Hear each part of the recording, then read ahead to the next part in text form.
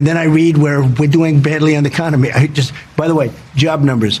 We have more people working in the United States today than ever in history. We're doing an unbelievable job. Costs are coming way down. I inherited, they talk about costs. I inherited very, very high costs, and they're all coming down now. The food, the groceries, it's all coming down. We've done a great job. I think we should be given an A+ on the economy, but I think that's coming. People are starting to talk about it. An A+. The president last night on Fox giving himself a pretty good grade on his second-term economy. Later this afternoon, he's going to speak in Las Vegas at a casino to further tout the strength of the economy. But his message continues to be very complicated by the realities that people are facing. It seems like everything's going up. And I voted for him, so gas, food, when you got to decide whether you're going to pay the rent or feed your family, it's getting tough out there for everyone. Rent or feed your family. Joining us now, MS Now business analyst and author of The Message of the Markets on Substack, Ron Insana, and Peter Baker is back with us. Peter, the president is expected to talk about his signature tax cuts, the no tax on tips policy. Are those two things combined enough to sell an economic agenda? Well, he hasn't been so far. If you look at the polls, he's not getting a lot of credit for those. People are looking at the cost of gas, they're looking at the price of food, they're looking at the price of housing, and they're not seeing any effect from policies the president has put in place that have helped them. The polls have been very clear on this. His approval rating on the economy is somewhere around 30 to 35%, depending on the poll, which is a startling number if you think about the fact that the economy has generally been one of his political strong points. That means people thought in his first term, he was very good on the economy. They had elected him again in 2024, in part because they thought that he would be good on the economy, but they don't think he is right now. In fact, the numbers, let's look at the numbers. He talked about inflation in that interview. Prices coming down. They're not coming down. They're still going up. He inherited inflation at 3%. It is currently 3.5%. So not only are prices not coming down, they're still going up a little bit higher, a little bit faster than they were when he took office. Now, he has a record to sell. He doesn't talk about it very much. He's trying to make the argument that the market's doing well or is good for a lot of Americans and so forth. But people don't see it in their lives. And unless he gets out there and helps them understand what he's doing or helps them explain to them what his policies are going to result for them, polls suggest that they're not going to reward him at this point. Yeah, we're going to get to that latter point about the stock market in just a second. But, we've actually been reporting on data this week that Democrats are sort of taking an edge in some of the polling where people are trusting them more on the economy, which is, it's been a long time since that's been the case.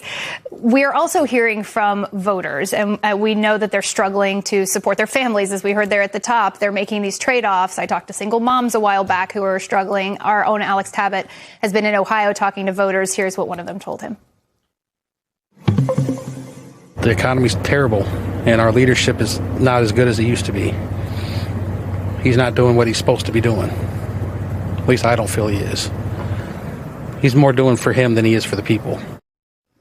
That is how people feel out there. And to just put a fine point on that, a new CNBC All America survey found 61% of Americans are pessimistic about the current state of the economy. The president can toss out all the positive messaging that he wants to at this point. But is there anything he can actually do to counter what those Americans out there are telling us that they feel? Well, it's his very policies that are hurting middle income and lower income families. Tariffs are boosting the costs of both goods and services. The war in Iran has cost individuals more when it comes to energy prices, electricity prices, when it comes to the cost of fertilizer for farmers. Is it too late on those two things? Yeah, absolutely too late. I mean, and those prices are not coming down. I can give you a personal anecdote, which goes along with what was being said. My wife and I were at the grocery store just a few nights ago. We bought a 24-pack of Poland Spring water, a carton of strawberries, and 2 packages of blueberries. How much was it? $28.81. Oof. So, I mean, for your eyes to pop out just going to the grocery store for a handful of goods, that there's something, going on here that people are experiencing on a day-to-day basis.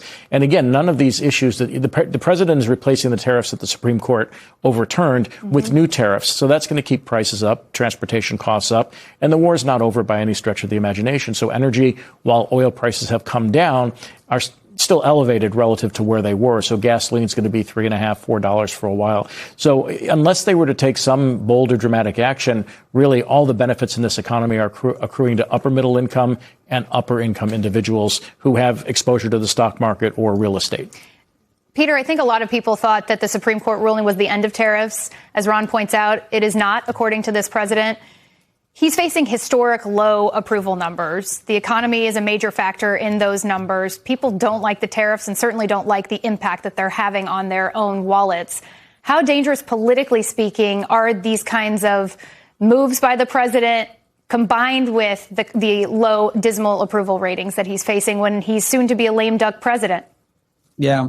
Look, the tariff argument that he's making is short-term pain for long-term gain, right? That we are going to recreate the global economy in a way that encourages employers to build factories and increase jobs here at home rather than overseas. That we're going to have a rebuilt American manufacturing sector. We're going to have a rebuilt American economy. These tariffs will help do that. Well, let's just say for the sake of argument that that's true. A lot of people would dispute it. But even if that's true, it's not going to happen tomorrow, right? Those are the kinds of decisions that are made over long periods of time. And a lot of companies are looking at the erratic nature of these tariffs. They're up, they're down, they're on, they're off. They're not going to make long-term decisions based on things that they see as being short-term political situations. And they know he's going to be gone in 2 years. So the benefits that he wants to put in place for these tariffs are probably not going to be the kind of thing that the voters are going to see in the next few months. And they may not accept his argument unless he makes it more persuasively that it's worth the short-term pain for any long-term gain that he hopes will accrue. I know you're anxious to get in on that. I do. Maybe you can fold it into the following. Sure. I just want to get to this point that the president keeps harping on the stock market and how high it's surged. And he's sort of equating that with economic success for this country.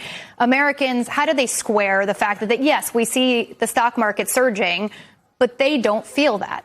Well, there's a historic gap between what the average American is feeling, and consumer confidence is sitting near historic lows while the stock market is at record highs. So again, the gains are accruing to those people who have equity in the stock market and who are actively participating. And it's also not benefiting the areas that he's talking about. We've lost 100,000 manufacturing jobs over the last year. The two props, Ariel, that are holding up the economy, it's this massive AI data center infrastructure build out, which is accounting for a lion's share of GDP growth, along with spending among the top 20 or 30% of wage earners and among the wealthy. That's what is holding up the economy right now.